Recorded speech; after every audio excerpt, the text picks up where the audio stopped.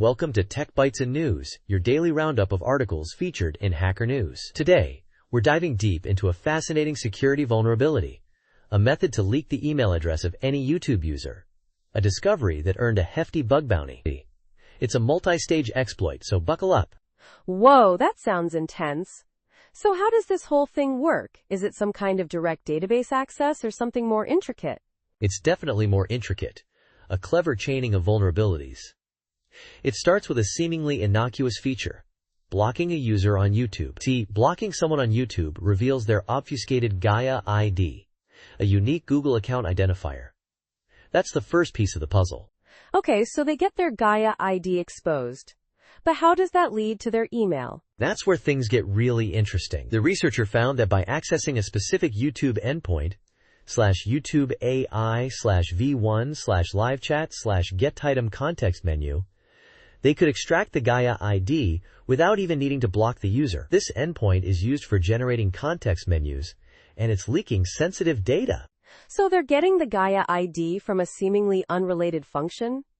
That's a sneaky vulnerability. But still, how do they get the email address? Right. The next step involves a completely different Google service, Pixel Recorder. This service, used for recording screen activity on Pixel phones, has an endpoint that takes a Gaia ID and returns the associated email address. It's a completely separate system, but it's linked through the common thread of the Gaia ID. I see. So they're essentially using one service to get the ID and another to translate that ID into an email. That's brilliant, but also terrifying. What about notifications? Wouldn't the user get an email saying someone shared a recording with them? That's a great point.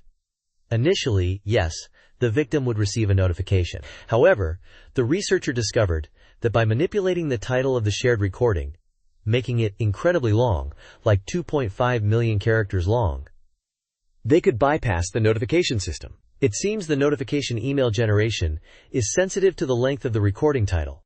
Wow, that's unexpected. So they essentially overloaded the system to prevent the notification? Clever, but also a bit of a brute force approach, wouldn't you say? Yeah, you could say that. It's not the most elegant solution, but it worked. The whole exploit chain is a bit clunky, but the impact is significant. A researcher reported this to Google, and they've since patched the vulnerabilities. But it highlights the importance of thorough security testing across all Google services. Absolutely. It's a reminder that seemingly unrelated services can have unexpected connections, and vulnerabilities can be chained together in surprising ways. This whole thing really underscores the importance of comprehensive security audits and responsible disclosure. Exactly. And the researcher was rewarded handsomely for their efforts, receiving a total of $10,633, a testament to the value of responsible security research. Thanks for joining us on Tech Bytes and News. We'll catch you next time with more fascinating tech news.